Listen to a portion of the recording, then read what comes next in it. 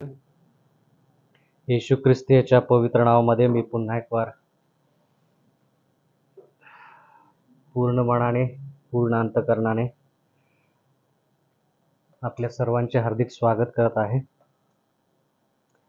आजचा हा अभ्यासक्रम जो आहे तो फार महत्त्वाचा आहे, कारण की सातत्याने आपण त्रास संकट जे ख्रिस्ती लोकांवरती येणार आहेत त्याच्याविषयी आपण शिकत आहोत. पण आजचा संदेश या सर्व गोष्टी होत असताना आपण धीर कसा बाळगायचा, या सर्व गोष्टी होत असताना आपण विश्वास कसं सोडून न देता ख्रिस्ताच्या प्रेमामध्ये राहायचा हा आजचा संदेश आहे. तर पुन्हा एक वार आपण 24व्या तत्वामध्ये आहोत. खूप महिने झाले आपण तो संदेश शिकत आहोत, त्याचं अध्ययन करत आहोत, आणि म्हणून आज देवाला पुन्हा एक वार विनंती करूया की त्याने आपल्याला आजच्या अभ्यासक्रमामध्ये सत्य शिकत असताना मार्गदर्शन करावं. आज आपण पुन्हा एक वार डोळे झाकणार आहोत, गुडघे टेकणार आहोत आणि प्रार्थना करणार. स्वर्गातील महान सेनाधीश परमेश्वर देवा, आमच्या पवित्र प्रभू, शाबाताचा आशीर्वाद तुम्ही जो आम्हाला राखून ठेवलेला आहे तो या शाबाताच्या शेवटापर्यंत देखील आम्ही त्याचा उपभोग घ्यावा, आम्ही त्याच्यामध्ये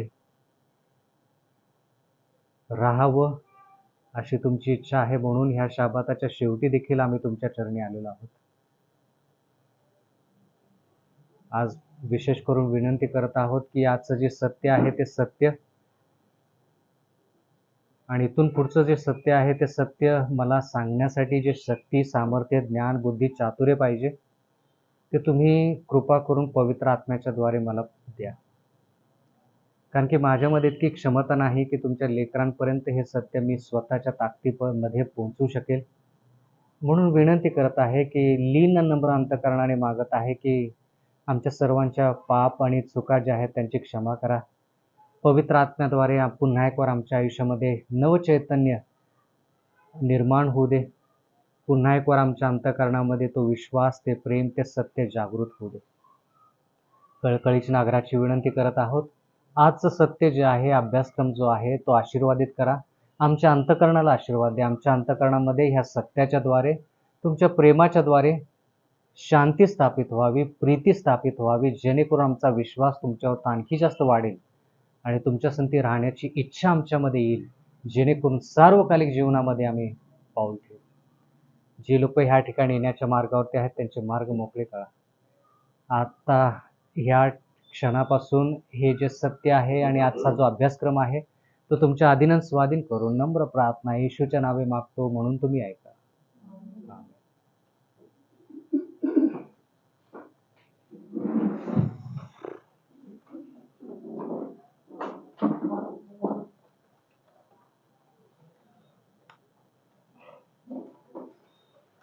आपण ज्यावेळेस 2300 दिवस, बरोबर का? ऑक्टोबर शब्द बरोबर का? तिथून पुढे आपण शिकायचं आता. 22 ऑक्टोबर 1844 नंतर तारीख कुठंही तुम्हाला पाहायला मिळणार नाही. तिथून फक्त घटना आहेत. 22 ऑक्टोबर 1844च्या अगोदर तुम्हाला तारीख आणि घटना दोन्ही गोष्टी मिळाल्या. पण आता इथून पुढे फक्त घटना आहेत, तारीख नाहीये. म्हणून ती घटना झाली की मग तुम्हाला कळेल की अरे हा, ही घटना झाली आहे. मग त्याच्यानंतर दुसरी घटना. पण घटनेचा क्रम तुम्हाला मी देऊ शकतो, म्हणजे देवाचं वचन देऊ शकतो. घटनेचा क्रम तुम्हाला देवाचं वचन देऊ शकतं, तारीख देऊ शकणार नाही, कारण की कोणती तारीख नाही. बर, आता 22 ऑक्टोबर 1844 इसवी सन नंतर आपण काही आठवड्यापूर्वी काय काय घटना पाहिल्या. लूक याचा 21वा अध्याय, मत्तई याचा 24वा अध्याय. सुरुवात कुठून केली आपण? सूर्य, चंद्र, तारे, त्यांच्यामध्ये चिन्ह दिसतील, आठवते का? कोणते तारखा होत्या त्या? तारखा कोणत्या होत्या त्या?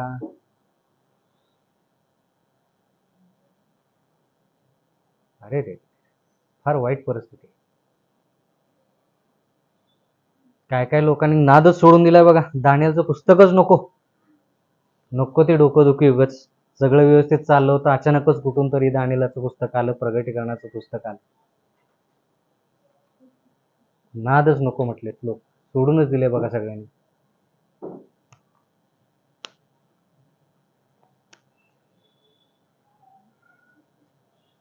काय आठवतं तुम्हाला? तारखा आठवतात का? सूर्य चंद्र तारे याच्यामध्ये चिन्ह.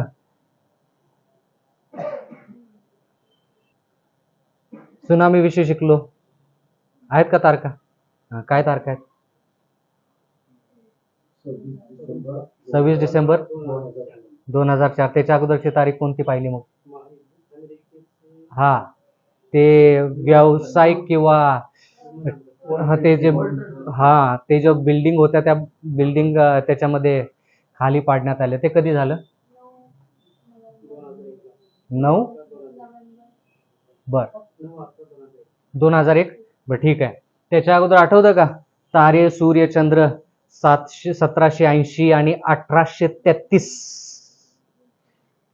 तारखा आठवतात का हो? त्या तारखा होता. मग त्याच्यानंतर आपण 1844, मग 1800, त्याच्यानंतर आपण 1900 मध्ये गेलो, पहिले महायुद्ध. तारीख आठवते का? 1914 ते 1918 पहिलं महायुद्ध, इसवी सन. मग दुसरे महायुद्ध 1939 ते 1945 दुसरं महायुद्ध. मग त्याच्यानंतर आपण पुढे गेलो, त्याच्यानंतर कुठं आलो? 1945 नंतर कुठं आलो आपण? 2001 मध्ये. ते अमेरिकेमध्ये जे 2 महत्वाचे इमारती पाडल्या गेल्या, त्याच्यानंतर आपण सुनामीकडे आलो 2004 मध्ये. त्याच्यानंतर कुठे गेलो? कोविडच्या काळाविषयी आपण बोललो. किती मध्ये आलो? मग कुठं आलो आपण? 2020, बरोबर का? बरं, 2019, ठीक आहे. 2020-19, 20 धरूया थोडक्यात, कारण की 20 पर्यंत पण ते कोविडचा काळ गेला होता. आता इथून पुढं ज्या घटना आहेत त्या घटनाविषयी आपण शिकायचं आहे. तर कृपा करून तुम्ही जर इब्री करसपत्र्याचा 12वा अध्याय जर उघडला तर तुम्हाला त्या ठिकाणी काय मिळेल? इब्री करसपत्र्याचा 12वा अध्याय 27 वचन. त्याच्या अगोदर मागच्या आठवडी बहुतेक मी तुम्हाला एक प्रश्न विचारला होता की 4 जुलैला काय झालं, बरोबर का? मागच्या आठवडीला. मग काय काय लोकांनी सांगितलं, काय काय लोकांनी सांगितलं की तीच बातमी होती. आता तीच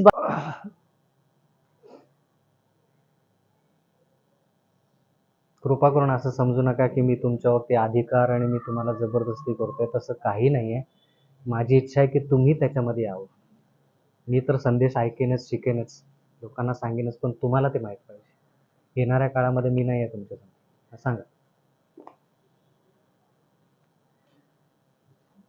बरं, 250 वर्ष त्यांनी पूर्ण कसे केले, मग त्याच्यामध्ये राजकीय, मग त्याच्यामध्ये युद्धाच्या गोष्टी, ह्या सर्व गोष्टीविषयी त्या ठिकाणी बोलणं झालं. बरं ठीक आहे.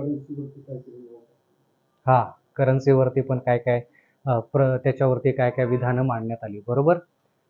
आता आपण कुठं शिकलो, कोणत्या ठिकाणी शिकलो? 2026. इथं तारखा नाहीत बरं का, इथून पुढं घटना आहेत. घटनेवरून तारीख शोधायला लागलोय आपण.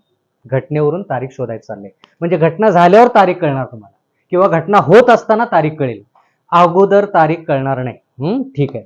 तर इब्री करसपत्र्याचा 12वा अध्याय आणि 27 वचन परत येईन तुमच्याकडे मी. इब्री करसपत्र्याचा 12वा अध्याय 27 वचन. आणखी एकदा ज्याचा अर्थ असा होतो की घडविलेल्या वस्तूंप्रमाणे हलविलेल्या वस्तू काढून टाकल्या जातील, ते ह्यासाठी की न हलवलेल्या वस्तू टिकून राहाव्या. ज्या गोष्टी हलवून पडून जातील त्या गोष्टीसाठी अशा प्रकारचे त्रास संकट येतील, पण ज्या गोष्टी टिकून राहायच्या आहेत त्या गोष्टी नक्कीच टिकून राहतील. आता त्याचा अर्थ काय? तर हा जो काळ आहे 22 ऑक्टोबर 1844 पासून जो पुढचा काळ आहे, त्या ठिकाणी लोक जे सत्य स्वीकारतील, एक तर त्या सत्याला पकडून राहतील, किंवा ते सत्य जे आहे ते त्याचा नाकार करतील. तो काळ आपण सध्या त्या काळामध्ये जगत आहोत.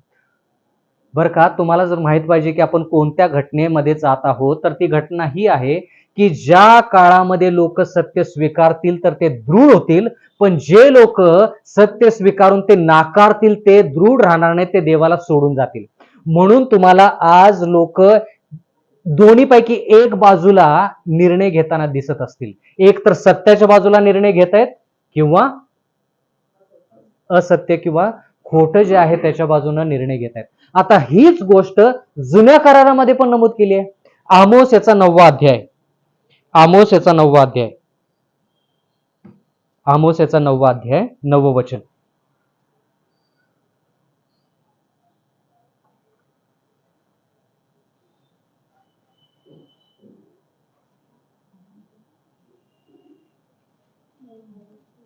आमोस याचा 9वा अध्याय 9वं वचन.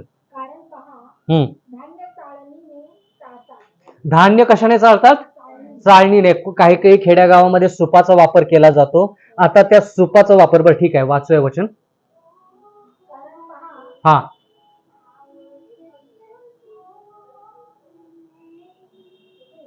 तसं. कारण पहा धान्य चाळणीने चाळतात. धान्य चाळणीने चालतात. बर. एक लहानसा दाणाही हा जमिनीवर पडत नाही. हा असे मी आज्ञा करून इस्रायलच्या घरात सर्व राष्ट्रातील चालवली. बर. देवाचं वचन म्हणतं की देवानं काय केलंय, सर्व राष्ट्रे किंवा थोडक्यात सर्व लोक जे आहेत ते चाळणीमध्ये ठेवलेले आहेत. आणि चाळण कशासाठी वापरली जाते? चाळण कशासाठी वापरली जाते? खेड्यागावामध्ये सूप वापरलं जातं, चाळण पण वापरतात, सूप वापरलं जातं. आणि मी ते बघितले, ते सुपानं पाखडतात. बरोबर आहे का शब्द? सुपाने ते पाखडतात आणि ते स्त्रिया जे असतात तेवढ्या व्यवस्थित ते सातू का म्हणतात का त्याला, सातू, मग खडे ते बाजूला करतात आणि धान्य जे आहे ते बाजूला करतात. एकही ते कडधान्य खाली पडत नाही. सॉरी, बरोबर ना, खाली पडत नाही. हा. आणि जे धान्य आहे ते व्यवस्थित सुखरूप ठेवलं जातं आणि जे सातू आहेत ते बाजूला केले जातात. तसं देव करत आहे. देव काय करत आहे की लोकांना सत्य दिलं, स्पष्टपणे सत्य सांगितलं, एक तर लोक त्या सत्याला धरून पुढे चालतील किंवा सत्याला सोडून काय होतील, आमोसच्या पुस्तकाप्रमाणे किंवा इब्रिकरास पुस्तकाप्रमाणे खाली पडतील. कुठून? चाळणीतून खाली पडतील किंवा सुपातून खाली पडतील. बोललेलं कळालं? तर त्याच्यासाठी लोक, तुम्हाला कसं कळणार की कोण देवासंती आणि कोण देवासंती नाही? सत्य लोकांना सांगायचं आणि त्या सत्यानुसार व्यक्ती जर चालत असेल तर तो देवासंती, जर तो चालत नाही तर तो देवाच्या विरुद्ध. येणाऱ्या काळामध्ये तर जास्त स्पष्ट होईल. पण आता तुम्हाला मला एवढं काही माहित नाही, पण येणाऱ्या काळामध्ये सगळ्या गोष्टी स्पष्ट होतील. समोरचा माणूस बघितल्यानंतर तुम्हाला कळेल की तो देवासंती आहे की नाही. तर त्याची सुरुवात झालेली आहे आणि देवाचं वचन म्हणतं की ही सुरुवात जी आहे 2026 पासून नाही, अगोदरपासून सुरुवात झालेली आहे. आणि देवाचं वचन म्हणतं की जे लोक सत्य त्यांना सहन होत नाही किंवा सत्य त्यांना स्वीकारायचं नाही, ते काय करतील, त्यांची बाजू जी आहे ते सत्याच्या विरोधात घेतील. ते आत्ताचं काम सुरू आहे. काय शब्द लिहूया या ठिकाणी? चाळणीने काय लिहिले तिथे शब्द? चाळणी असं लिहूया का शब्द? शब्द बरोबर आहे का हो? चाळणे, क्रिया सांगतोय मी, चाळणी नाही, क्रिया, क्रियापद, सॉरी, चाळणे. हा क्रम सुरू आहे. म्हणजे थोडक्यात तुम्हाला लोक आजकाल सत्य एकतर स्वीकारतील किंवा सत्य जे आहे ते नाकारतील, अशा प्रकारची घटना तुम्हाला पाहायला मिळेल. आता भरपूर काय याच्याविषयी शिकू शकतो, पण आपल्याला तेवढा वेळ नाही, म्हणून आपण आता पुढे जाणार आहोत. प्रगटीकरणाचा 18वा अध्याय.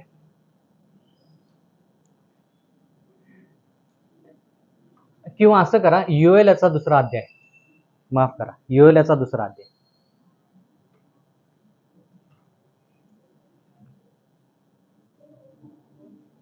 योएल याचा 2रा अध्याय 23वा वचन. पुत्र हो, परमेश्वर तुमचा देव, त्याच्या खाली उल्हास करा, हर्ष करा, कारण तुम्हाला चित्तभूत तुमचा आगोतीचा पाऊस तो देतो. तो पंचीपर्जन्य वृष्टी म्हणजे आगोतीचा वळवाचा पाऊस पाडतो. बर. जुन्या करारामध्ये त्या ठिकाणी लिहिलंय की दोन प्रकारचे पाऊस आहे, एक सुरुवातीचा पाऊस आणि एक शेवटचा पाऊस. सुरुवातीच्या पावसाविषयी शेवटच्या पावसाविषयी आपण शिकलोय, बरोबर का? सर्वांचं लक्ष आहे? सुरुवातीचा पाऊस आणि शेवटच्या पावसाविषयी आपण शिकलो, बरोबर का? शिकलो? काय शिकलो सुरुवातीच्या पावसाविषयी? सुरुवातीच्या पावसामध्ये शेतकरी काय करतो? आणखी काय? भरपूर काय शिकलो, आठवतं का? का नाही शिकलो? जमीन तयार करतो, बरोबर का? आणि मग काय करतो? म्हणजे थोडक्यात काय की पाऊस पडला की त्याच्यामध्ये बीज पेरायचं. मग काय होतं त्या पावसामध्ये? सुरुवातीच्या पावसामध्ये ते बीजाला अंकुर फुटतं, मग ते रोपट येतं किंवा धान्य येतं. मग ते धान्य काय होतं? हिरव्या रंगाचं असतं, म्हणजे परिपक्व, तयार नसतं, कच्चं असतं. थोडक्यात कच्चं असतं. तर हे पहिल्या पावसामध्ये होतं. शेवटचा पाऊस कशासाठी असतो? हा, ते धान्य जे आहे ते परिपक्व होण्यासाठी तो शेवटचा पाऊस असतो. शिकलो की नाही हो? नाही आठवत? फार महत्वाचं आहे. परत मला हे सगळं शिकवता येणार नाही. तर लक्ष द्या की सुरुवातीच्या पावसामध्ये काय काय गोष्टी घडल्या पाहिजेत? जमीन तयार झाली पाहिजे, बीज पेरणी झाली पाहिजे, त्या बीजाला अंकुर फुटलं पाहिजे, ते अंकुर फुटल्यानंतर ते रोप आलं पाहिजे आणि मग त्याच्यामध्ये धान्य लागलं पाहिजे. ते धान्य जे आहे ते कच्चं असतं, म्हणजे हिरव्या रंगाचं असतं. थोडक्यात भाताचं उदाहरण घ्या, ते हिरव्या रंगाचं असतं. मग शेवटचा जो पाऊस असतो तो पाऊस काय करतो? फक्त ते धान्य जे कच्चं आहे त्याला परिपक्व बनवतो, म्हणजे तयार करतो, म्हणजे त्याच्यामध्ये सोनेरी रंग किंवा पिवळा रंग येतो. म्हणजे थोडक्यात ते धान्य काय होतं? कापणीसाठी तयार होतं. तर बरोबरच तसं पाऊस जो आहे तो पाऊस, जो शेतकऱ्याच्या भाषेमध्ये पाऊस शब्द वापरलाय, आध्यात्मिकरित्या त्या पावसाला पवित्र आत्म्याचा वर्षाव म्हटलेला आहे. तर तो वर्षाव सुरुवातीला कधी झाला? पहिला पाऊस कधी पडला? पेंटेकॉस्टच्या दिवसावेळेस. पेंटेकॉस्टचा दिवस म्हणजे काय? पेंटेकॉस्ट म्हणजे काय? तुम्ही सांगा सिस्टर, पेंटेकॉस्ट म्हणजे काय? 50वा दिवस. पेंटेकॉस्ट म्हणजे 50वा दिवस. 50वा दिवस कुठपासून कुठं, कधीपासून 50वा दिवस? येशू ख्रिस्ताच्या पुनरुत्थानापासून 50वा दिवस, बरोबर का? मग त्या 50व्या दिवशी लोक ज्यावेळेस माडीवरच्या खोलीवरती प्रार्थना करत होते त्यावेळेस पवित्र आत्मा त्यांच्यावरती उतरला. त्याला म्हणायचं पहिला पाऊस. तो पहिला पाऊस कशासाठी? शेतकऱ्याच्या भाषेनुसार तुम्ही मला सांगा, त्या पहिल्या पावसाचं आध्यात्मिकरित्या तुम्ही आता मला विश्लेषण द्या. शेतकरी काय करतो? जमीन तयार करतो, बीज पेरतो, ते रोपटे येतं, मग त्या रोपट्यामध्ये धान लागतं आणि ते कसं असतं? कच्चं असतं. एवढं सगळं पहिल्या पावसामध्ये. पाऊस म्हणजे शब्दशः अक्षरशः पाऊस. आता तोच आध्यात्मिक पाऊस, पवित्र आत्मा जो येतो, तो पवित्र आत्मा ज्यावेळेस येतो त्यावेळेस 2000 वर्षापूर्वी त्या पवित्र आत्म्यानं काय केलं? त्या पावसामध्ये लोकांना काय फायदा मिळाला? पवित्र आत्मा जो उतरला लोकांवरती 50व्या दिवशी, त्याचा फायदा काय झाला? जमीन तयार करणे म्हणजे काय? अंतःकरणाची तयारी करणे. जमीन तयार करणे म्हणजे अंतःकरणाची तयारी करणे. आता त्या जमिनीमध्ये बीज पेरलं जायचं, म्हणजे आध्यात्मिकरित्या काय? देवाचं सत्य बीज पेरलं गेलं. म्हणून सत्य जे आहे ते, ह्याच्या अगोदरची तारीख किती तारीख होती ती? ह्याच्या अगोदरची तारीख कोणती? 34 इसवी सन. कोणती तारीख? 34 इसवी सन. बर, थोडक्यात 34 इसवी सनच्या अगोदरची गोष्ट सांगत आहे. येशू ख्रिस्त 31 इसवी सनला मरण पावला, त्याच्यानंतर 3ऱ्या दिवशी उठला, त्याच्यानंतर 50व्या दिवशी वर्षाव झाला. कशाचा? पवित्र आत्म्याचा. त्या काळामध्ये प्रेषित लोकांनी सत्य पूर्ण जगाला सांगितलं, म्हणून तो पवित्र आत्मा गरजेचा होता. पवित्र आत्मा कशासाठी? जेणेकरून प्रेषित लोक जे यरुशलेममध्ये जमा झाले होते, कुठं लिहिले? यरुशलेममध्ये जमा झाले होते आणि तिथून वेगवेगळ्या भाषामध्ये ते बोलले, जी भाषा लोकांना समजली. बरोबर. प्रेषितांचे कृत्य 2रा अध्याय, त्याच्यामध्ये त्याचा उल्लेख केलेला आहे. तर देवाचं वचन म्हणतं की त्या ठिकाणी वेगवेगळ्या भाषेद्वारे प्रचार करण्यात आला आणि सुवार्ता जी आहे ते पूर्ण जगाच्या कानाकोपऱ्यापर्यंत पोहोचली. म्हणजे बीज पेरलं गेलं, ते बीज काय झालं, हळूहळू नंतर म्हणजे 31 इसवी सन नंतर लोक सत्यामध्ये येऊ लागले. सत्याचा प्रचार पूर्ण जगभर पसरू लागला. लोक सत्य स्वीकारू लागले. मग आता शेवटचा पाऊस पडला पाहिजे. शेवटचा पाऊस कशासाठी असतो? शेतकऱ्याच्या भाषानुसार जे पीक आलेलं आहे, जे कच्चं आहे ते पिकवण्यासाठी, जेणेकरून त्याची कापणी झाली पाहिजे. पीक जोपर्यंत पिकत नाही तोपर्यंत त्याची कापणी करता येत नाही. का तसं? त्या फायदाच नाही ना. जे पीक कच्चं आहे ते पीक कोणत्याच गोष्टीच्या फायद्याचं नाही. म्हणून ते पीक काय झालं पाहिजे? तयार झालं पाहिजे. ते पीक काय झालं पाहिजे? पिकलं पाहिजे. म्हणून शेवटचा वळवाचा पाऊस किंवा थोडक्यात शेवटचा पाऊस जो आहे तो शेवटचा पाऊस पवित्र आत्म्याचा वर्षाव दर्शवतो. आता हा शेवटचा पाऊस कधी सुरू झाला? मग ज्या ठिकाणी लोक जे ख्रिस्ती ज्यांनी सत्य स्वीकारलेलं आहे ते सत्यामध्ये वाढलेले आहेत, पण ते कसे आहेत? कच्चे आहेत. कच्चे आहेत म्हणजे काय? पाप करतायत. कच्चे म्हणजे थोडक्यात ते देवाच्या वचनानुसार चालत चालत चालत चालत इथपर्यंत पोहोचलेले आहेत की आता शेवटचा वळवाचा म्हणजे पवित्र आत्म्याचा वर्षाव झाला की ते कच्चे जे ख्रिस्ती लोक आहेत ते काय होतील? परिपक्व होतील. शेवटचं काम काय आहे त्या पावसाचं? शेवटच्या पावसाचं काम फक्त एकच, जो कच्चा आहे त्याला परिपक्व बनवणे किंवा त्याला पिकवणे, म्हणजे स्वर्गाच्या राज्याला त्याला तयार करणे. कापणी कशाला दर्शवतं? कशाला दर्शवतं कापणी? देवाच्या वचनामध्ये कापणी कशाला दर्शवतं? कापणी कशाला दर्शवतं? मग कापणी केल्यानंतर तुम्ही चांगल्या कडधान्य एका बाजूला करता आणि दुसऱ्या बाजूला करता, बरोबर ना? कापणी कशाला दर्शवतं? थोडक्यात काय की येशू ख्रिस्त काय करणार आहे की शेवटचा वळवाचाच पाऊस म्हणतात तेव्हा शेवटच्या पावसाला काय म्हणतात? बरोबर ना? बरं ठीक आहे, मी शब्द वापरणार नाही कारण की गोंधळ नको. शेवटचा पाऊस कळाला? शेवटचा पाऊस जो आहे त्याच्यामध्ये काय होईल की लोक जे कच्चे आहेत ते परिपक्व होतील. ख्रिस्ती लोक जे सत्यामध्ये वाढत आहेत, रोपट आलेलं आहे, धान्य लागलेलं आहे, म्हणजे ते लोक वाढत आहेत, त्यांची वाढ खुंटलेली नाही. तर शेवटचा पावसानं फक्त काय करायचंय? ते जे कच्चे आहेत त्यांना परिपक्व बनवण्यासाठी तो शेवटचा पवित्र आत्म्याचा वर्षाव होईल. म्हणजे तुम्ही आणि मी जर सत्यात वाढत गेलो असेल तर आपल्याला जर फळं लागलेली आहेत आत्म्याची, जर आपल्यामध्ये धान्य लागलेलं आहे पण ते धान्य पिकलेलं नाही, ते धान्य कच्चं आहे, म्हणजे थोडक्यात आपल्याला फक्त काय करायचंय? देवानं आपल्याला कच्चं आहे ते काय करायचंय? परिपक्व बनवायचंय. ते काम शेवटचा पाऊस करतो, म्हणजे पवित्र आत्म्याचा शेवटचा वर्ष. तो झाला सुरू कधी?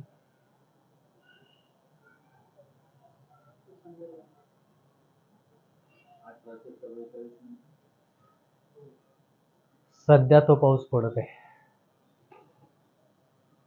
सध्या तो पाऊस पडत आहे. म्हणून खूप लोक तुम्हाला दिसत असतील, काय काय लोक सत्य कळालं लगेच ख्रिस्ताकडे येतात, कारण की पवित्र आत्मा तेवढं कार्य करत आहे. तुम्ही आणि मी म्हणत असेल की आमच्यामध्ये का कार्य करत नाही? कारण की आपण बहुतांश आपण रोप म्हणून वाढलेलो नाही. जरा लक्ष द्या. खूप लोक स्वर्गाच्या राज्यामध्ये जे गेले पाहिजेत ते का जाणार नाहीत? कारण की त्यांना वाटलं की जो 2000 वर्षापूर्वीचा पाऊस जो आहे त्याच्यामध्ये मी वाढ करून घेतली नाही, पण मी आता काय करेन? शेवटच्या पावसामध्ये वाढ करून घेईन. शेवटचा पाऊस रोप वाढवण्यासाठी नाही, शेवटचा पाऊस बीज पेरण्यासाठी नाही, शेवटचा पाऊस फक्त ते कच्चं कडधान्य जे आहे ते परिपक्व बनवण्यासाठी. फरक कळाला का? म्हणून जे सत्य तुम्हाला मिळत आहे आज, ते पहिला पाऊस तर आहेच आहे, पण शेवटचा पण पाऊस पडत आहे. असं मानलं जातं किंवा असं देवाच्या वचनानुसार पाहिलं जातं की जवळपास 1888 इसवी सन पासून तो शेवटचा पावसाचा जो वर्षाव आहे तो सुरू झालाय. म्हणजे किती वर्षापूर्वी जरा सांगा कोणीतरी बेरीज करून. 2026 मध्ये आहोत आपण. 1888 पासून हळूहळू पडायला सुरुवात झालेली आहे आणि तो सध्या पाऊस पडत आहे. किती? 138. बरोबर का?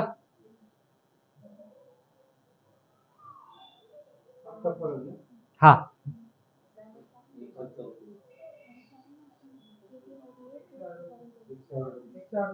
38. 8 आणि 8. हा बरं ठीक आहे. बरोबर का? 138. 138 वर्ष झाले तो पाऊस सुरू. कारण की शेवटचा पाऊस पडला पाहिजे का नाही? शेवटचा पाऊस गरजेचा आहे का? जसं पिकाला शेवटचा पाऊस गरजेचा आहे तसं तुम्हाला आणि मला सार्वकालिक जीवनामध्ये तयार होण्यासाठी शेवटचा पाऊस गरजेचा आहे. म्हणून आता याच्याविषयी तुम्ही कुठे वाचता? जर तुम्ही प्रेषितांचे कृत्य ह्या पुस्तकाकडे जर गेला,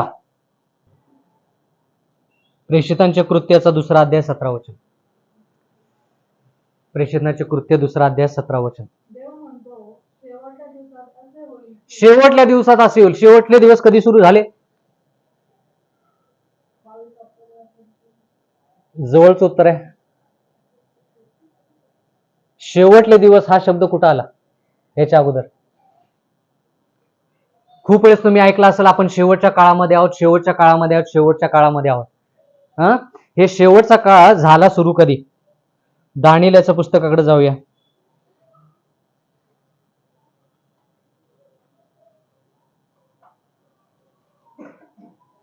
दानिएलचं पुस्तक याचा 12वा अध्याय 4थं वचन. शेवटचा काळ सुरू झाला कधी? हा. अंत समयापर्यंत ही वचनं गुप्त ठेव. कोणती वचनं गुप्त ठेव? बर पुढे वाचा. हे पुस्तक मुद्रित करून ठेव. हा. पुष्कळ लोक झुंजाळीत फिरतील हा. व ज्ञान वृद्धी होईल. ज्ञान वृद्धी होईल. बर आणखी काय? मग मी दानिएलाने पाहिले. बर पहिल्यापासून वाचा 4थं वचन. हे दानिएला तू अंत समयापर्यंत हे पुस्तक मुद्रित कर. अंत समयापर्यंत हे पुस्तक जे आहे जे मुद्रित केलेलं आहे त्याचा उलगडा होणार नाही. कोणत्या गोष्टीचा उलगडा अंत्य समयापर्यंत होणार नाही? दानिएल मधला कोणत्या अध्यायाचा उलगडा शेवटच्या काळापर्यंत होणार नाही? दानिएलाला हे मूर्तीविषयी माहित होतं का? त्यानं विश्लेषण केलं का दानिएल 2 मध्ये? दानिएल 7 विषयी त्याला माहित होतं का? दानिएल 8 विषयी माहित होतं का? काय माहित नव्हतं दानिएल 8 विषयी? मेदी पारशीच्या राज्यामध्ये दानिएल होता का? होता. त्याच्यानंतर ग्रीसचं राज्य येणार होतं हे माहित होतं त्याला. मग थोडक्यात काय माहित नव्हतं त्याला? बर आणखी काय? कोणती भविष्यवाणी माहित नव्हती? कोणती भविष्यवाणी माहित नव्हती?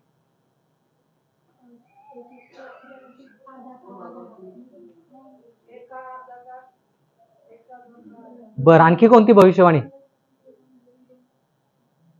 2300 दिवसाची भविष्यवाणी दानिएलाला माहित नाही.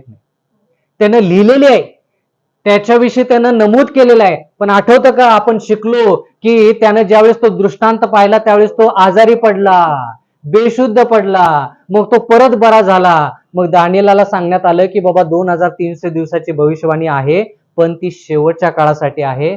2300 दिवसाची भविष्यवाणी दानिएलाला देखील जशी पाहिजे तशी समजलेली नाही. ती गोष्ट मुद्रित केली कोणी? देवाने. पण जी गोष्ट मुद्रित केली तीच गोष्ट शेवटच्या काळामध्ये 2300 दिवसाची भविष्यवाणी काय झाली? पूर्णपणे लोकांना कळाली. कधी कळाली ती? जवळपास 1844च्या आसपास.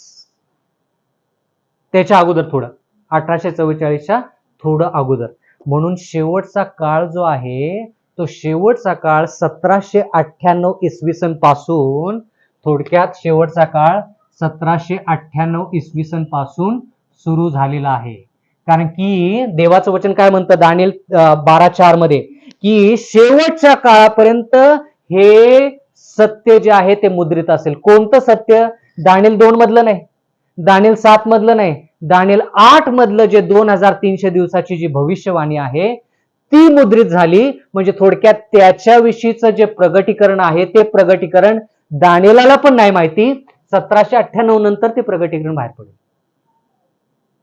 पहिल्यांदा कोणी काढलं होतं ते बाहेर? William Miller. विल्यम मिलर 1840च्या आसपास होता ना. म्हणून म्हटलं 1844 नंतर 1798 नंतर जवळपास.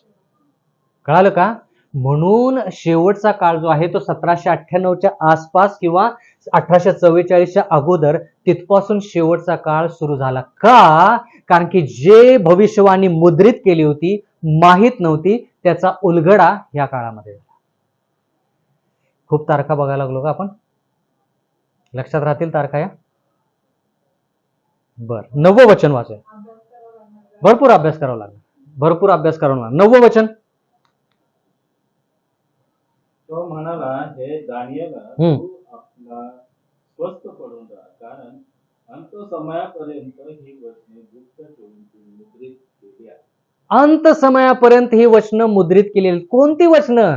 दानिएल 2 तर स्पष्ट आहे, दानिएल 7 पण स्पष्ट आहे. विशेष करून 2300 वर्षाची जी भविष्यवाणी आहे ती शेवटच्या काळामध्ये, मतलब 1798 नंतर 1844 अगोदर थोडं त्या काळामध्ये ह्या 2300 दिवसाच्या भविष्यवाणीची उलगडा झालेला आहे. म्हणून देवाचं वचन म्हणतं की ह्या काळापासून ह्या काळापर्यंत शेवटचे दिवसाची सुरुवात झालेली. आपण शेवटच्या काळामध्ये आहोत. आता तुम्हाला माहित पाहिजे शेवटच्या काळामध्ये किती दिवस झाले. जर इथपासून मोजलं तर शेवटचे काळ सुरू होऊन किती दिवस झाले? 1798, 1800 पकडा, 1800 आणि 2026, 226 जवळपास, बरोबर का? जवळपास 226 वर्ष झालेले आहेत शेवटचा काळ सुरू. आपण कुठं आहोत?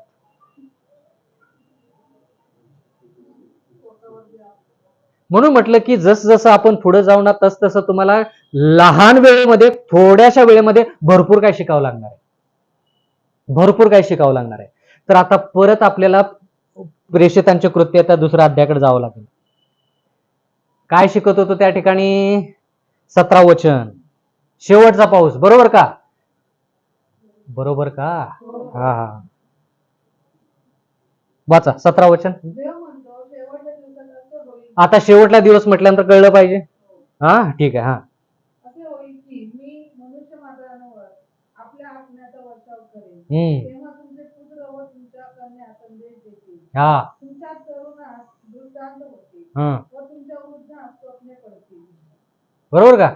आता मग शेवटच्या काळामध्ये असं जे आहे ते शेवटच्या काळामध्ये होईल असं देवाचं वचन म्हणतं, बरोबर?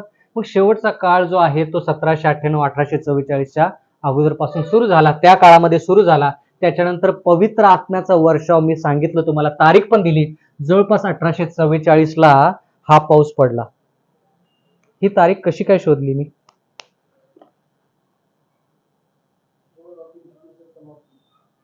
नाही, इथं 1888 ची तारीख कशी काय काढली हे विचारलं. जवळपास 1888. जुबलीवरचं काळात ते पण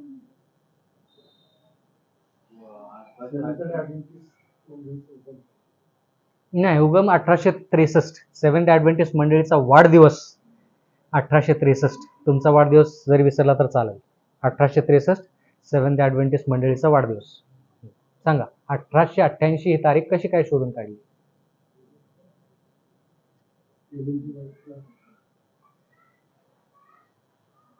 त्यावेळेस जनरल कॉन्फरन्स, आता ऍडव्हेंटिस्ट लोकांना माहित असेल, जनरल कॉन्फरन्स म्हणजे पूर्ण जगातले ऍडव्हेंटिस्ट लोक जे त्या ठिकाणी डेलिगेट्सला काय म्हणतात मराठीत? हा,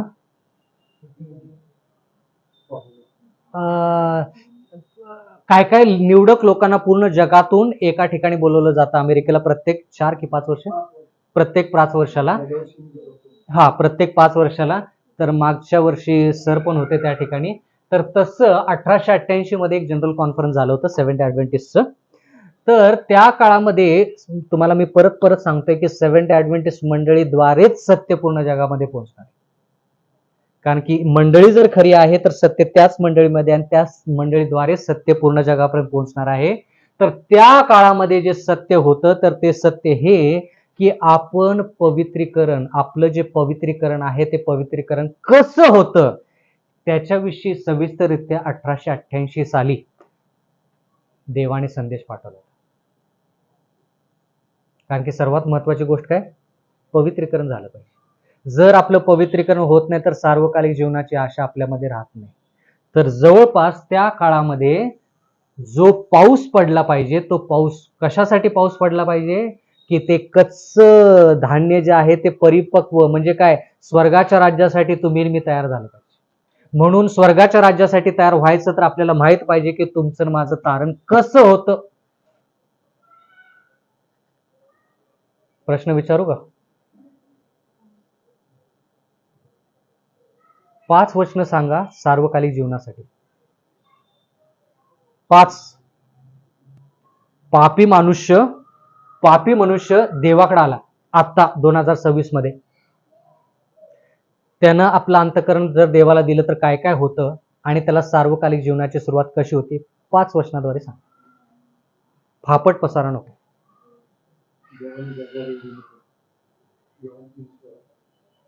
त्यानं सगळ्या जगावरती प्रीती केली. सगळ्यांना सार्वकालिक जीवन आहे का?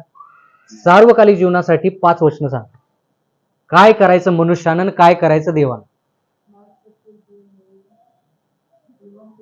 ते सगळ्यांसाठी आहे. मनुष्यानं काय करायचं देव काय करतो. मग तेवढं केलं की सार्वकालिक जीवन.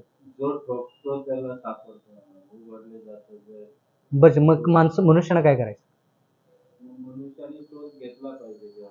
तारणाचा अनुभव आठवतं का? हे तत्व आपण शिकलो.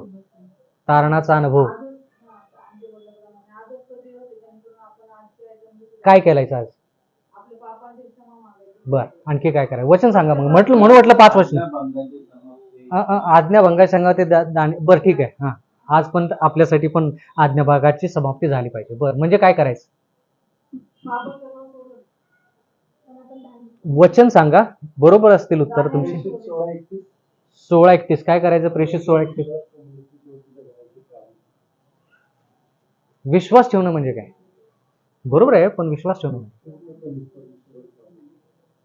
थोडक्यात एखादा पापी त्याला सार्वकालिक जीवनाची सुरुवात आत्ता करायची आहे.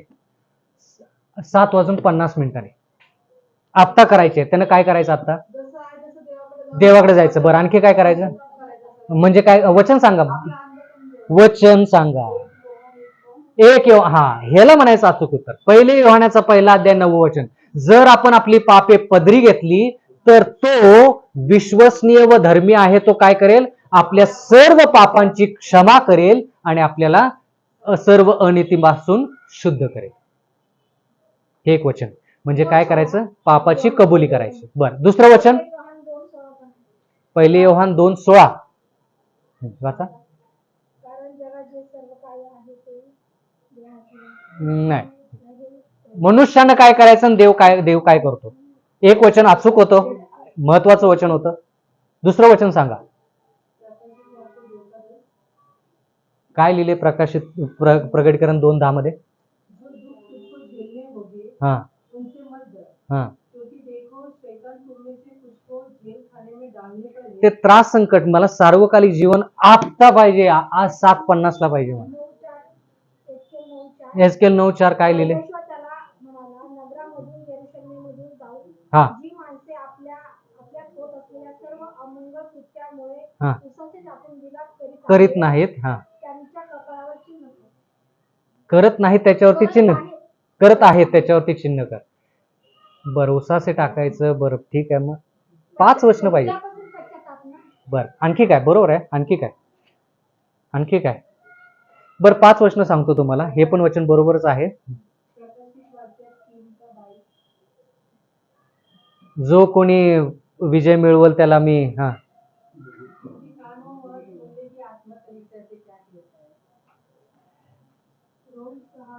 प्रश्न कळाला का ते सांगा. प्रश्न हा आहे की मला आत्ता सार्वकालिक जीवनाची सुरुवात करायची, ह्या क्षणाला मला कोणती वचनं माहीत पाहिजेत, फटाफट वचनं सांगायची आणि मी देवाकडे गेलो, देवामध्ये आलो, सार्वकालिक जीवन माझं सुरू झालं. योहानाचे पहिले पत्र 4:17. 5 वचनं सांगतो, ते 5 वचनं लिहून घ्या. 5 वचनं सांगतो, 5 वचनं लिहून घ्या. सिस्टरने एक पहिलं वचन सांगितलं.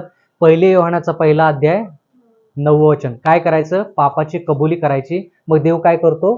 पापाची क्षमा करतो आणि सर्व अधर्मापासून शुद्ध करतो. हे झालं पहिलं वचन. पण पापाची कबुली कशी करायची? प्रेषितांचे कृत्य 3रा अध्याय 19वं वचन. 5 वचनं बरं का. हे 5 वचनं जर तुम्हाला कळाली तर सार्वकालिक जीवनाची वचनं तुम्हाला माहिती आहेत. आता जरा मी वेगळीकडे चाललोय, पण महत्वाचं आहे. प्रेषितांचे कृत्य 3रा अध्याय 19वं वचन. कोणीतरी वाचा. 3:19. प्रेषितांचे कृत्य 3:19. प्रेरितों के काम 3रा अध्याय 19वां वचन. तेव्हा तुमची पापे पुसून टाकली जावी हा म्हणून पश्चाताप करा. बर, पश्चाताप करा शब्द आलाय का इथं? योहानाचा पहिलं पत्र याचा पहिला अध्यायामध्ये काय लिहिलंय? पापाची कबुली करा. इथं काय शब्द आलाय? पश्चाताप करा. पश्चाताप करा म्हणजे काय करा? कसा पश्चाताप करायचा? हा म्हणजे काय करायचं? जे काय पाप केलेले आहेत ते पदरी घेऊन त्याच्याविषयी पश्चाताप. आठवतं का मी संदेश पण दिला होता वेगवेगळ्या ठिकाणी की पश्चाताप म्हणजे काय आणि पश्चाताप म्हणजे काय नाही? आठवतो का संदेश? मी उदाहरण दिलं होतं. एक तरुण, त्याला गाडी दिली जाते आणि तो अपघातामध्ये काय होतो, खूप त्याला मोठा अपघात होतो, त्याचा फार मोठा, आणि तो दवाखान्यामध्ये पडतो. मग तो देवाकडे प्रार्थना करतो की देवा, एवढी माझी परिस्थिती वाईट झाली की आता डॉक्टर मला म्हणतायत की माझे हातपाय पण कापले जातील, कारण की का हातपाय चालत नाही, अपघात झालाय माझा. आणि असंही डॉक्टर म्हणतायत की तू ह्याच्यातून वाचणार पण नाहीस, तू मरून पण जाशील. मग तो तरुण कशी प्रार्थना करतो आठवतं का? काय करतो प्रार्थना? देवा, माझ्यावरती मृत्यू येऊ नये, माझे हातपाय कापून टाकू नयेत, म्हणून देवा मी हे पाप केले, मी मान्य करतो, ह्या पापाची मला क्षमा कर. हा एक प्रकारचा तरुण. दुसऱ्या प्रकारचा तरुण, त्यालाही गाडी दिली जाते आई वडिलांकडून, त्यालाही सांगितलं जातं गाडी वेगाने चालवू नको, तोही गाडी वेगाने चालवतो, त्याचा अपघात होतो. डॉक्टर त्याला म्हणतात की तुझे हातपाय कापावे लागतील. त्याला पण म्हणतात की तू मृत्यूमध्ये जाशील किंवा तुला मृत्यू पत्करावा लागेल, तयारी ठेव. मग तो तरुण कशी प्रार्थना करतो? तो म्हणतो, अरे ह्या पापामुळं येशू ख्रिस्ताला त्रास झाला, ह्या पापामुळं वधस्तंभावरती कोणाचे प्राण गेलेत? माझ्या पापामुळं. म्हणजे तो तरुण म्हणतो की माझ्या पापामुळं येशू ख्रिस्ताला आता हा त्रास, संकट पूर्ण परत सहन करावं लागेल, कारण की आपल्या पापाची जबाबदारी कोणी घेतली? येशू ख्रिस्ताने घेतली. मग हा तरुण म्हणतो की माझे हातपाय कापले तरी चालतील, कारण की माझ्या पापामुळे मी निस्तरणार आहे, माझ्यावरती मृत्यू आला तर चालेल, पण निष्पाप कोकऱ्याचा का जीव जावा. म्हणून हा तरुण म्हणतो की येशू ख्रिस्ताला मला तडफडताना बघायचं नाही. भरपूर मी त्याला तडफडलोय, भरपूर मी त्याला त्रास दिलाय, इथून पुढे मला येशू ख्रिस्ताला त्रास द्यायचा नाही, म्हणून देवा माझ्या पापाची क्षमा कर. मग त्याचे निष्कर्ष काही असू देत, माझा मृत्यू जरी झाला तर चालेल, पण येशू ख्रिस्ताला मी काय करणार नाही? त्रास देणार नाही. मी माझं अंतःकरण तुला देत आहे. ह्यातला कोणता पश्चाताप?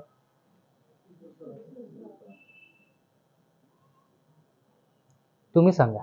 तुम्ही कोणती गाडी आहे तुमची? हा, काय किती सीसीची आहे? हा, 155 सीसीची. हा, सांगा कोणता यातला पश्चाताप? पहिला की दुसरा? का दुसरा? पहिला का नाही? बरं ठीक आहे, सगळ्यांनी उत्तर द्या. पहिला का नाही?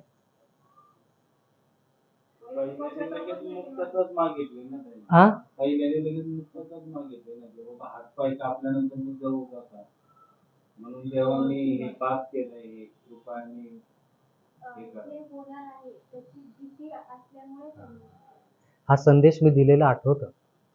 परिणाम ह्याच्याविषयी आपण शिकलो, तारणाच्या अनुभवामध्ये इथं शिकलो आपण की जो व्यक्ती आपण केलेल्या चुकीमुळे आपल्यावरती त्रास संकट येईल म्हणून तो त्रास संकटासाठी घाबरतो आणि मग देवाकडे जातो, त्याला प्रायश्चित म्हणतात. तो स्वतःविषयी विचार करतो, मला त्रास होईल, मला त्रास होईल, मला हा त्रास व्हायला नको, मला हा त्रास व्हायला नको, म्हणून तो काय करताय, पापाची कबुली करताय, त्याला प्रायश्चित म्हणतात.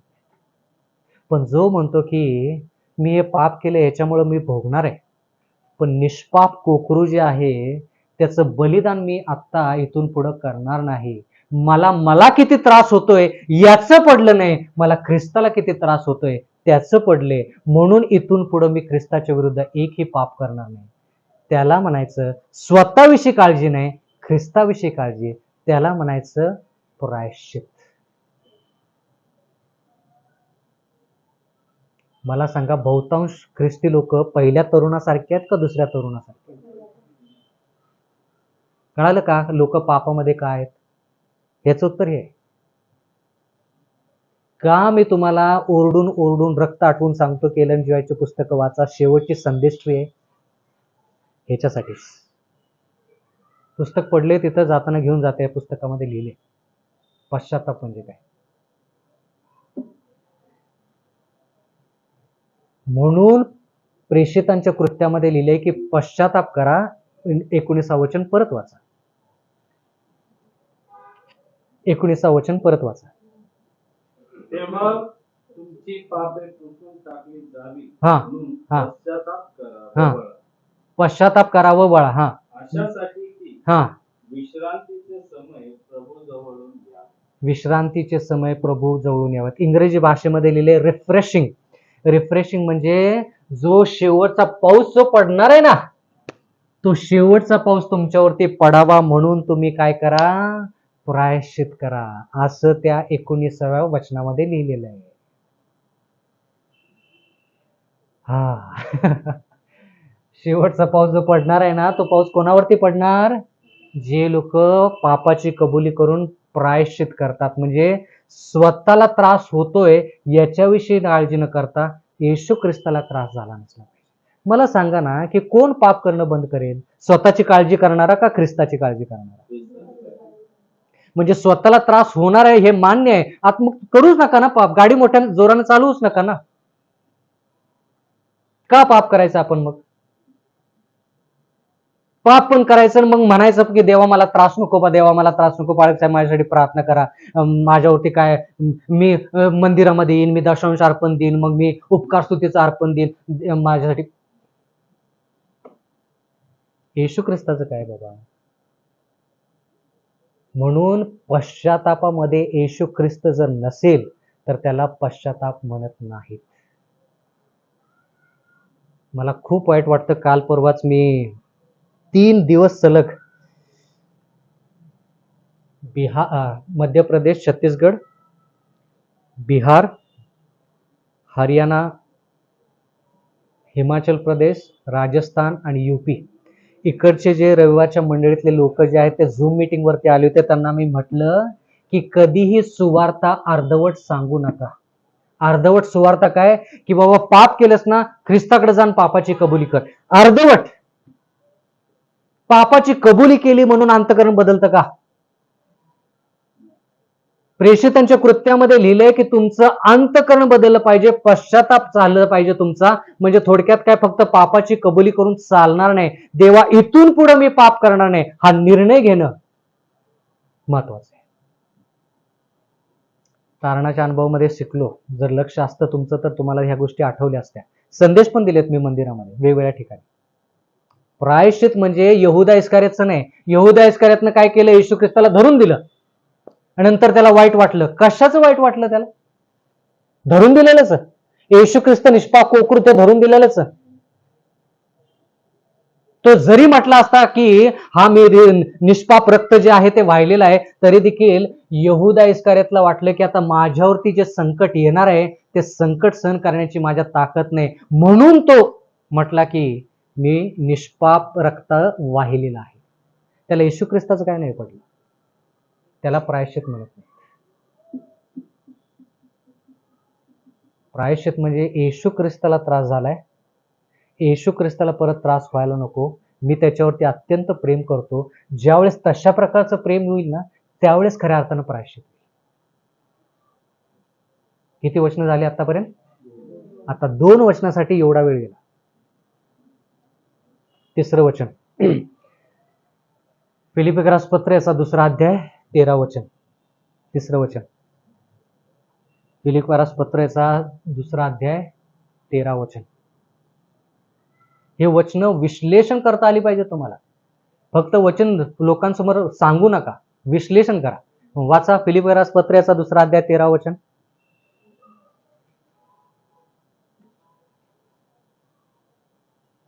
कारण इच्छा करणे व कृती करणे हा. ही तुमच्या ठायी आपल्या सत्संकल्पनासाठी साधून देणारा तो देव आहे.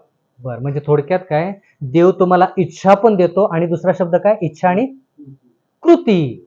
म्हणजे देव तुम्हाला इच्छाही देतो आणि त्या इच्छेद्वारे देवाची कृती पूर्ण व्हावी असं देव करतो. म्हणजे आता काय, सार्वकालिक जीवनाविषयी शिकत आहोत, बरोबर का?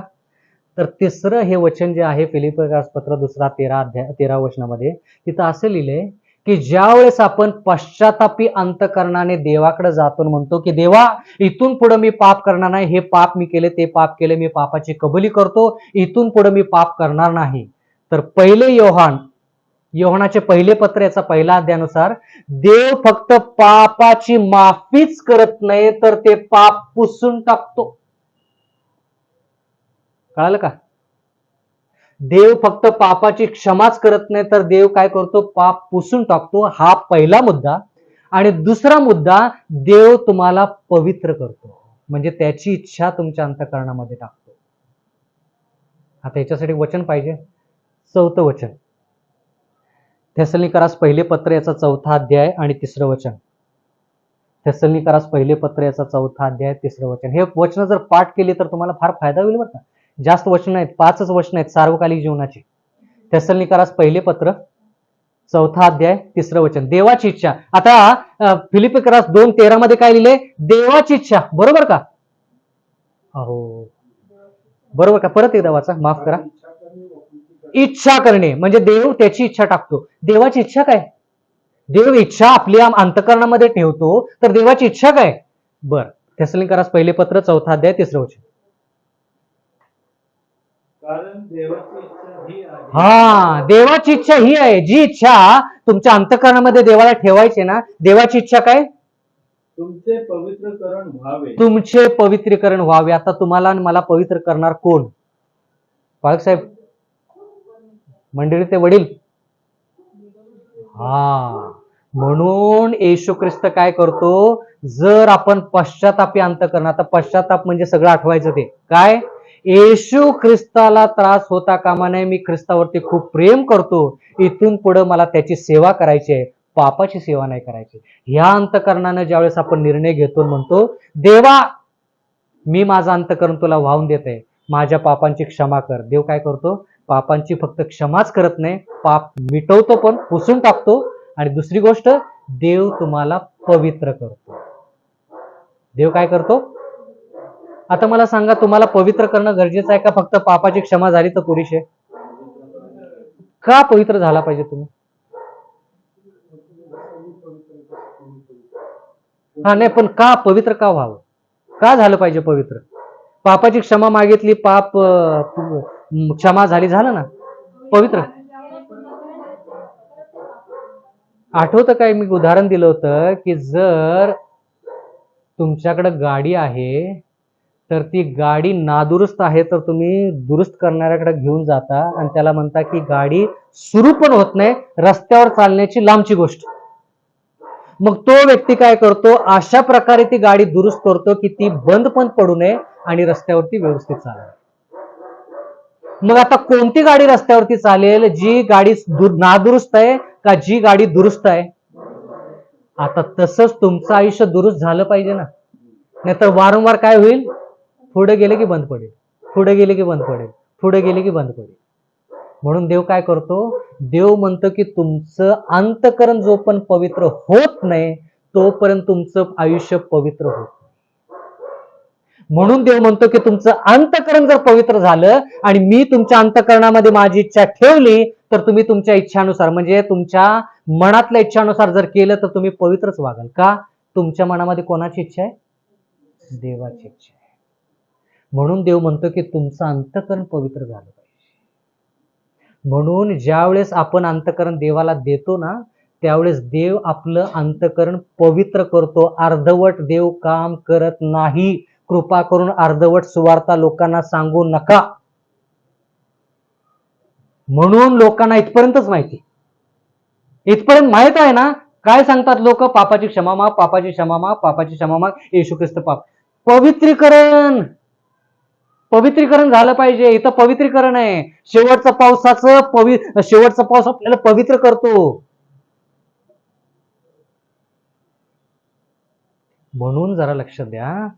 देव फक्त पापाची क्षमा करून ते पुसूनच टाकत नाही. पहिले योहान 1:9 प्रमाणे तर देव काय करतो? आपलं पवित्रीकरण करतो. जोपर्यंत तुम्ही पवित्र होत नाही तोपर्यंत पवित्र आयुष्य जगायला तुम्ही सुरू करू शकत नाही. बरोबर ना? गाडी जोपर्यंत दुरुस्त होत नाही तोपर्यंत ती रस्त्यावरती आपण घेऊन जाऊ शकत नाही. घेऊन गेलो तर काय होईल? फायदाच नाही ना.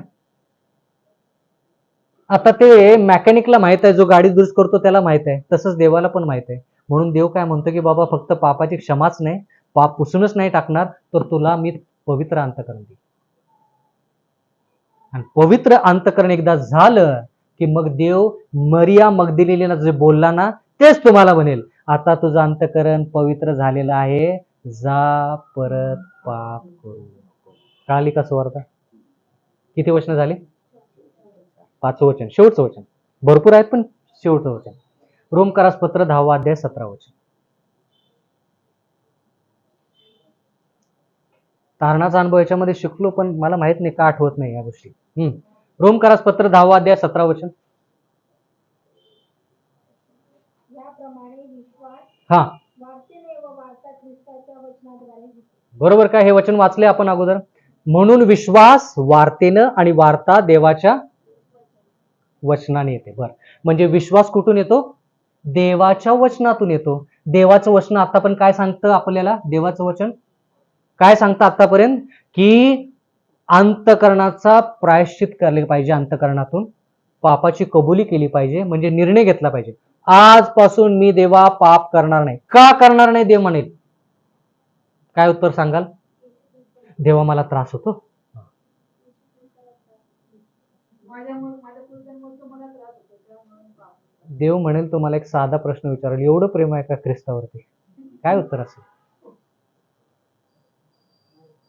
एवढं प्रेम आलं अचानकच का? बोलायचं म्हणून बोलताय कारण की ICU मध्ये आहात म्हणून बोलायचं, ख्रिस्ताचं नाव घ्यायचं कस तरी. म्हणून तिथं लिहिलंय पश्चातापी अंतःकरण. पश्चातापी होत नाही, अंतःकरण देव पडताळतो. देव म्हणतो की तू फक्त पश्चाताप इथून करतो, इथून कर. म्हणून म्हटलं की अनोळखी व्यक्तीच्या प्रेमात पडायला त्या व्यक्तीसंती वेळ घालवावा लागतो. किती जणांची इथं अरेंज मॅरेज आहे? अरे बापरे, भरपूर जणांनी. फार छान, फार छान. ज्या वेळेस पहिल्या वेळेस तुम्ही त्या व्यक्तीविषयी ऐकलं लगेच प्रेम झालं का? किती वेळ लागला? 1 वर्ष. तुम्हाला किती वेळ लागला?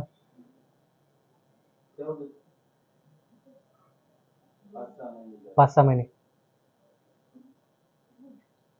5 वर्ष? नाही मला कळालं नाही, असं नाही कळालं मला. मग 6 महिने तेवढेच? 1-1.5-2 वर्ष. का ते वेळ लागला? बर, आता ज्या वेळेस प्रेम झालं त्यावेळेस आणि आता तेवढंच प्रेम आहे का? ते प्रेम वाढले, कमी झाले, काय? आता वैयक्तिक प्रश्न आहे, जर उत्तर द्यायचं नाही तर देऊ नका. वाढले का? हा. जर उदाहरण आहे बरं का, फक्त उदाहरण आहे, वाईट वाटून घेऊ नका. उदाहरण आहे फक्त. जर ज्या वेळेस ते स्थळ तुम्हाला आलं पहिल्या वेळेस त्या व्यक्तीचं तुम्ही नाव ऐकलं, त्या स्थळाविषयी ऐकलं, आणि त्या व्यक्तीचा जर अपघात झाला असता तर आता जेवढं वाईट वाटतं तेवढं त्यावेळेस वाईट वाटलं असतं का? मला काय संबंधच नाही. नाही, थोडं वाईट वाटलं असतं माणुसकी या नात्यानं, ते आहे, सगळ्यांवरतीच आपण प्रेम करतो माणुसकी या नात्यानं, पण आता का जास्त वाईट वाटतं? एवढे वर्ष सोबत घालवले. बरोबर ना? आता त्या व्यक्तीला काटा जरी लागला तर तुम्ही MBBS डॉक्टरकडे जाल, BHMS पण नाही. पण जर त्यावेळेस त्या व्यक्तीला काटा लागला असता तर तुमचं तुम्ही बघा.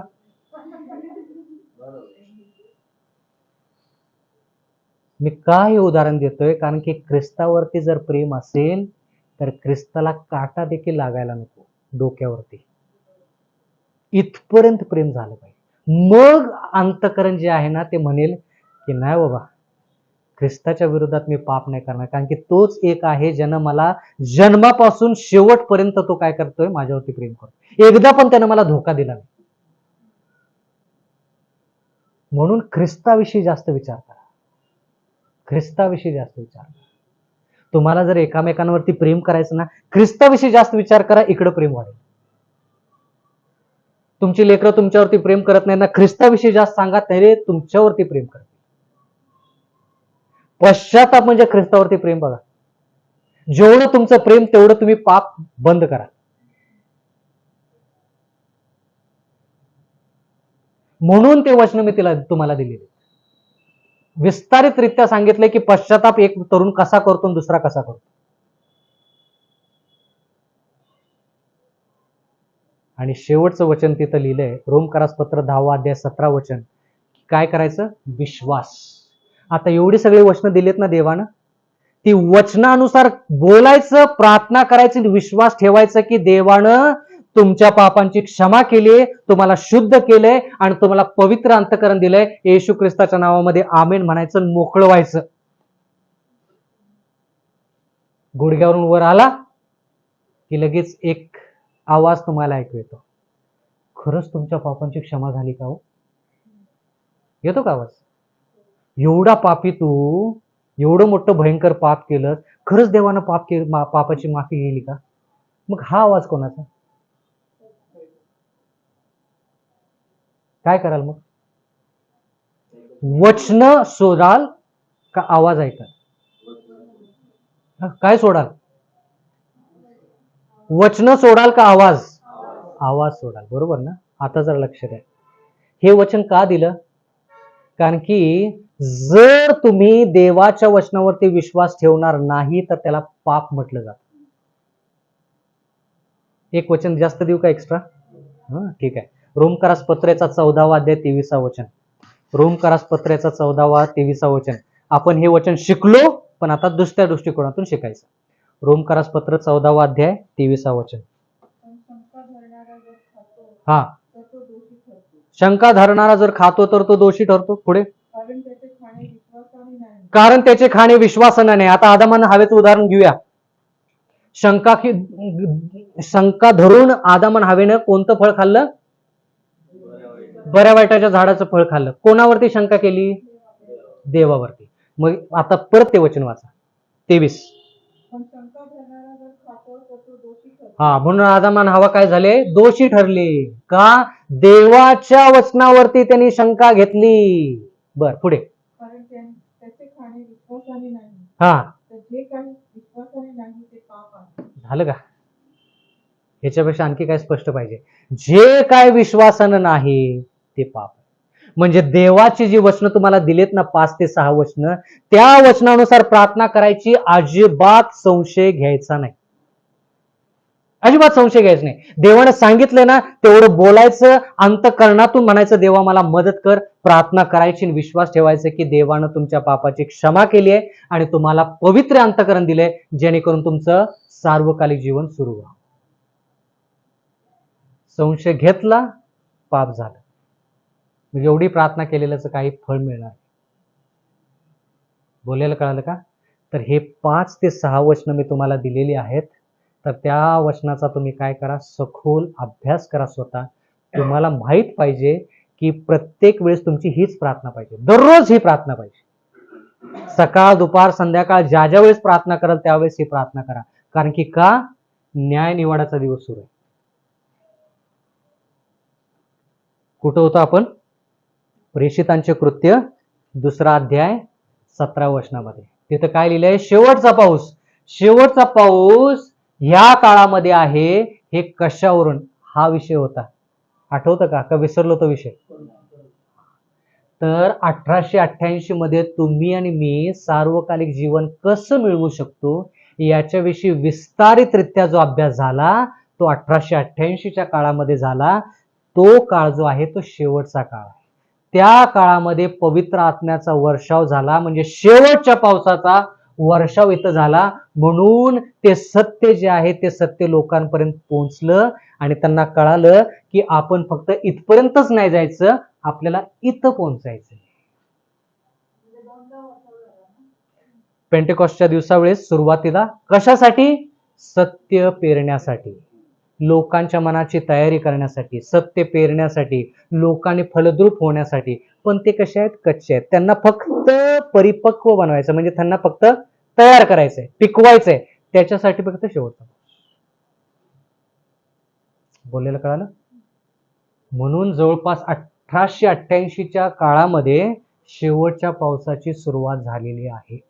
म्हणून तुम्हाला इतकं सत्य सविस्तररित्या कळतं. जर शेवटचा पाऊस पडला नसता तर आपण पहिल्याच पावसामध्ये असतो. बोललेलं कळालं का? महत्वाचं हे आहे की तुम्हाला अर्ध्या तासामध्ये एका व्यक्तीला सांगता आलं पाहिजे की सार्वकालिक जीवन तो कसा मिळू शकतो. पण ते पटवून सांगा. मी कशी उदाहरणं दिली ना, मी म्हणजे देवानं जशी उदाहरणं तुम्हाला सांगितले तशी उदाहरणं सांगा. मी जे उदाहरण दिलं तुम्ही दुसरं काय तर उदाहरण घ्या. भरपूर 1760 उदाहरणं आहेत, पण वचनाद्वारे सांगायचं.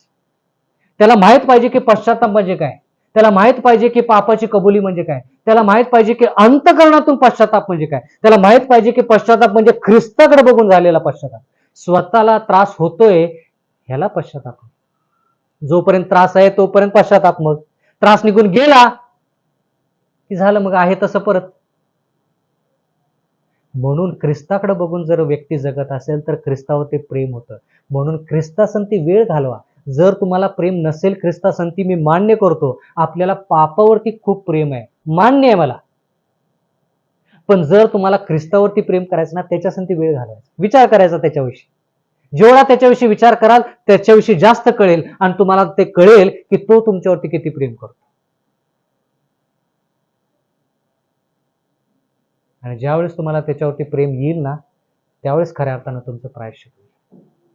म्हणून हा संदेश जो आहे, हा संदेश नाकारू नका.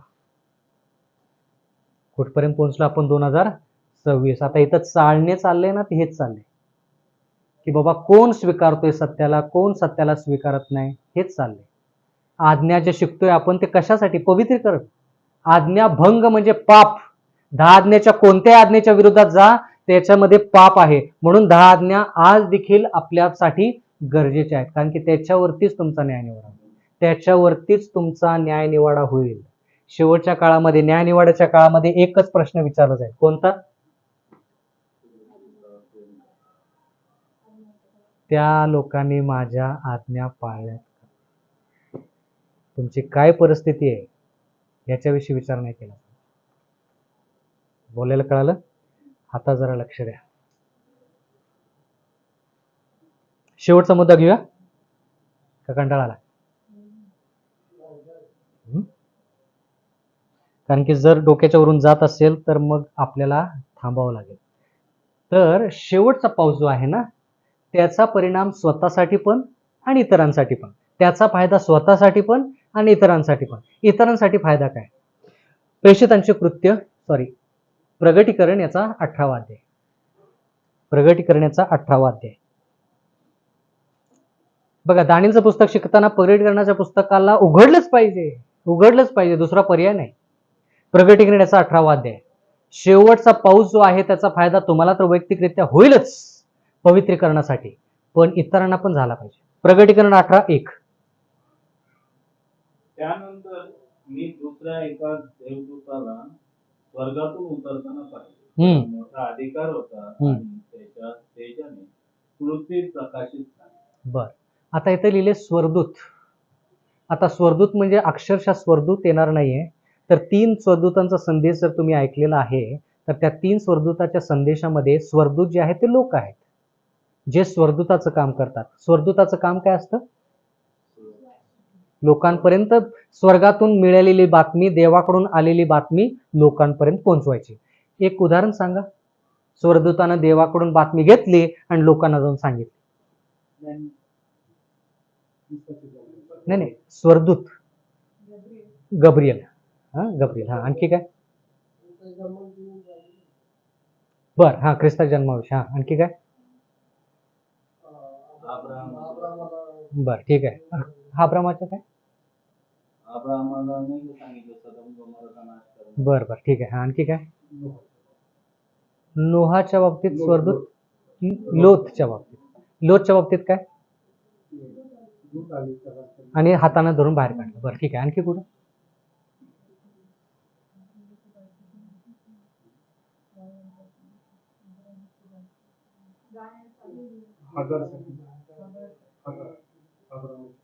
हा, देवदूतीने भेटला. बरं, काय तिथं आशा दिली? हागारला आशा काय दिली त्याला? तुझे वंश काय होतील? वाळूच्या कणाप्रमाणे. बरं, ठीक आहे. पुढे काय? एवढेच? नवीन करारामध्ये कोण स्वर्गदूतच नव्हता?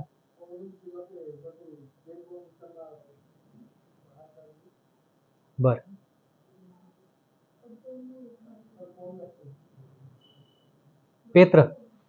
पेत्रला बाहेर काढलं अटकेतून, आणि त्याला मार्ग दाखवला. बरोबर, ठीक आहे. तर हे जे मार्ग दाखवण्याचं काम जे स्वर्गदूतांनी केलं ते लोक करतात, म्हणून प्रगटीकरणाच्या पुस्तकामध्ये लोकांना स्वर्गदूत म्हटलेलं आहे. प्रगटीकरणाच्या पुस्तकामध्ये तुम्हाला हे श्वापद जे आहे हे देश दर्शवतं.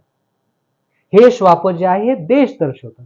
तसंच प्रगटीकरणाच्या पुस्तकामध्ये स्वर्गदूत जे आहेत ते लोकांना दर्शवतात. कशाला दर्शवतात हे पाहायचं. पाणी, प्रगटीकरणाच्या पुस्तकामध्ये पाणी कशाला दर्शवतं? जनसमुदाय, लोकसमुदाय याला दर्शवतात. तर आता ह्या ठिकाणी लिहिले की स्वर्गदूत आला आणि त्याच्याकडे खूप ताकद होती आणि त्याच्यामुळे पृथ्वी प्रकाशमय झाली. आता त्याच्यामुळे पृथ्वी प्रकाशमय झाली म्हणजे काय? तो म्हणजे कोण? मनुष्य. लोकांमुळे पृथ्वी प्रकाशमय झाली. प्रकाशमय झाली म्हणजे काय? बरोबर आहे. सत्य जे आहे ते लोकांपर्यंत पोहोचायला सुरुवात झाली. म्हणून देवाचं वचन म्हणतं की मंडळीचा वापर देव करत आहे आणि त्या मंडळीच्या द्वारे सत्य पूर्ण जगापर्यंत पोहोचत आहे. म्हणून खरी मंडळी कोणती याच्यासाठी आपण प्रगटीकरणाचा 12वा अध्याय शिकलो. कोणाद्वारे हा प्रकाश पूर्ण जगामध्ये पोहोचणार आहे हे माहित पाहिजे ना आपल्याला. म्हणजे आपल्याला कळेल की बाबा त्या प्रकाशाकडे लक्ष दिलं पाहिजे. नाहीतर बॅटरीचा प्रकाश सैतान पण टाकेल ना. बर, काय आहे तो प्रकाश? पुढे वाचा.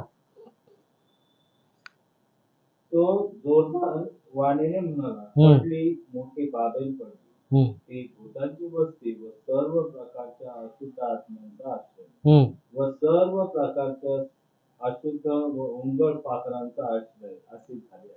बर, बाबेल पडली. आता बाबेल म्हणजे काय? बरोबर आहे, बाबेल म्हणजे गोंधळ. पण बाबेल म्हणजे कोण? मूर्ती पूजक किंवा देवाला न मानणारे. बोललेलं आठवतं का बघा?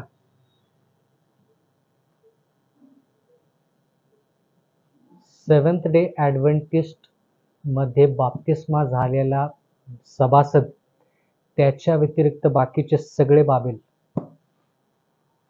हे आठवतं हे वाक्य? हे विधान केलं नाही मी तर. बाबेल म्हणजे गोंधळ. गोंधळ कुठं कुठं आहे? मग कुठं नाही?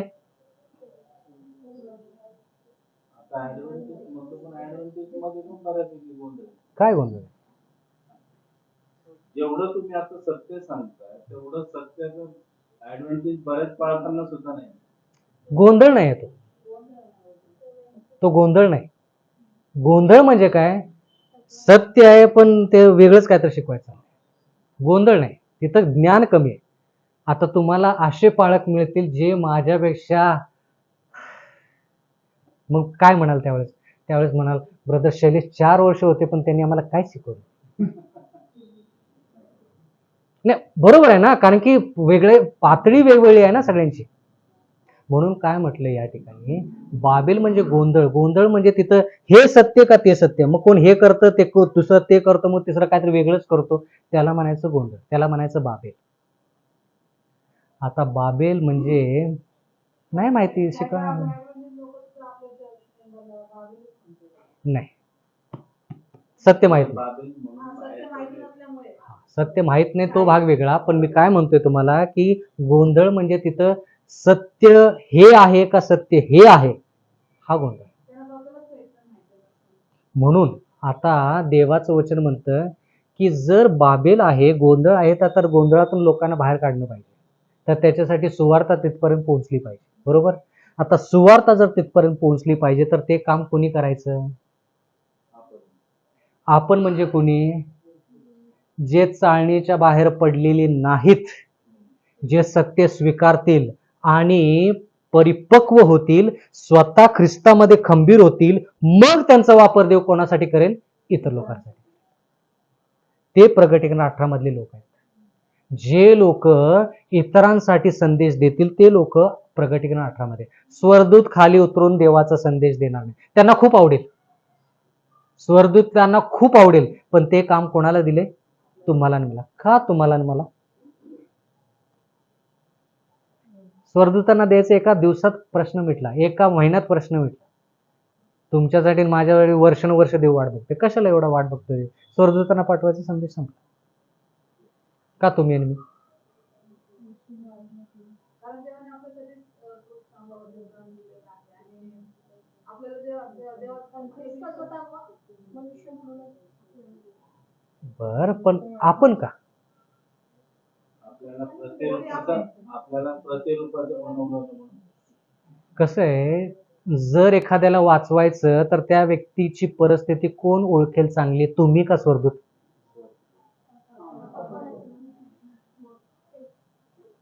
म्हणून स्वर्गदूतांना ती जबाबदारी दिली नाही. स्वर्गदूतांना जर तुम्ही म्हटलं ना की स्वर्गदूता तुला पाप करणं म्हणजे काय माहित नाही, त्याला माहित नाही पाप म्हणजे काय, नाही माहित. त्याला बघून माहित आहे की बाबा पाप म्हणजे असं असतं तसं असतं, अनुभव नाही. म्हणून देव म्हणतो की ज्या लोकांना मी वाचवलं ना तेच लोक दुसऱ्या लोकांना वाचवतात. तुम्हाला वाटतं का साधी गोष्ट आहे, स्वर्गदूताचं काम? देव म्हणतो की स्वर्गदूत, तुम्हाला मला स्वर्गदूत म्हणतोय देव. एवढी मोठी जबाबदारी देवाने आपल्याला दिली. म्हणून आपण साधे नाहीये, आपण साधे लोक नाही. कृपा करून स्वतःची किंमत ओळखा, स्वतःचं मौल्य जे आहे ते मोल स्वतः ओळखा, कारण की देव तुमच्यावरती आधारित आहे. कशासाठी? शेवटचा संदेश आहे. प्रकटीकरण 18 शेवटचा संदेश आहे, त्याच्यानंतर संदेश नाही. पडताळून बघा तुम्ही, शेवटची संधी पूर्ण जगाला. म्हणून देवाचं वचन काय म्हणतं, तो स्वर्गदूत आकाशातून काय लिहिलंय, स्वर्गातून खाली उतरला आणि त्याच्याकडे ताकद होती आणि त्याच्यामुळे पृथ्वी प्रकाशमय झाली, म्हणजे सत्य लोकांपर्यंत पोहोचलं. तो शेवटचा संदेश. कशाचा? पुढे वाचा. कारण तिच्या जाड कर्माबद्दलचा क्रोधरूपी द्राक्षरस सर्व राष्ट्र प्याले आहे. हा, पृथ्वीवरील राजांनी तिच्या बरोबर जाड कर्म केले व पृथ्वीवरील व्यापारी तिने आपल्या विषय भोगास खर्चिलेल्या द्राक्ष द्रव्यबळाने धनवान. बर, पुढे 4थं वचन मग सगळं लक्षपूर्वक ऐका. मग स्वर्गातून निघालेली दुसरी एक वाणी मी ऐकली.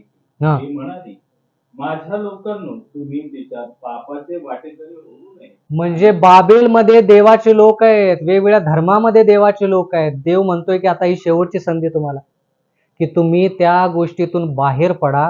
का बाहेर पडा? पुढचं वाक्य. आणि तुम्हाला तिच्या पीडातील कोणतीही पीडा होऊ नये म्हणून तिच्यामधून निघा. कारण की तिच्यावरती ज्या पीडा येणार आहेत त्याच्याविषयी आपण येणाऱ्या काळामध्ये शिकणार आहोत. त्या पीडांची तुम्ही भागीदारी होऊ नये म्हणून त्यातून तुम्ही बाहेर पडा. 3 गोष्टी आहेत बाबेलमध्ये. एक म्हणजे विधर्मी, दुसरी म्हणजे रोमन कॅथलिक, आणि तिसरं म्हणजे खोटे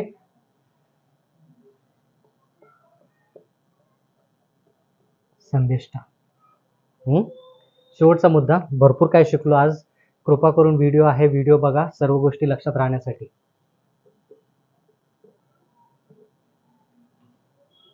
आता विधर्मी म्हणजे काय ते तुम्हाला सांगतो. विधर्मी म्हणजे त्यांच्यामध्ये देव आहे पण बायबलचा देव, त्याला म्हणायचं विधर्मी. देव आहे पण पवित्र शास्त्रातला देव, त्याला म्हणायचं विधर्मी. रोमन कॅथलिक म्हणजे तुम्हाला माहित आहे, रोमन कॅथलिक मंडळी खोटे संदेष्टे म्हणजे देवाचं वचन सांगतील पण फिरवून सांगतील, देवाचं वचन आहे तसं सांगणार नाहीत, म्हणून त्यांना खोटे संदेष्टे असं म्हटलेलं. झालं ना, भरपूर वेळ झाला ना. आता किती वेळ आणखी देवानं द्यायचा? किती वंश आमच्या नंतर पण येणार आणि येणार आणि येणार. देव म्हणाल की आता भरपूर झालं, आता शेवटचा काळ आहे, शेवटचा काळ सुरू झालेला आहे. तर थोडक्यात चाळणी होत आहे. सगळेच आले याच्यात, सगळेच सगळेच सगळेच आले. मग ते ऍडव्हेंटिस्ट लोक पण आले. चाळणी, जे स्वीकारतील ते स्वीकारतील, जे नाही स्वीकारणार तर ते बाकीचे पुढे जातील. म्हणून तुम्हाला जर प्रगटीकरण 18चा संदेश द्यायचा आहे, 14चा तर आहेच, प्रगटीकरण 18चा शेवटचा संदेश पूर्ण जगासाठी, शेवटची संधी पूर्ण जगासाठी, त्याच्यानंतर परत संधी नाही. म्हणून तो शेवटचा संदेश आहे. काय लिहिले? बाबेलमधून बाहेर या. का? त्याच्यानंतर काय येणार आहे? 7 पिढ्या आहेत. तर त्या 7 पिढ्यांचे तुम्ही भागीदारी होऊ नका, म्हणून त्यातून बाहेर पडा.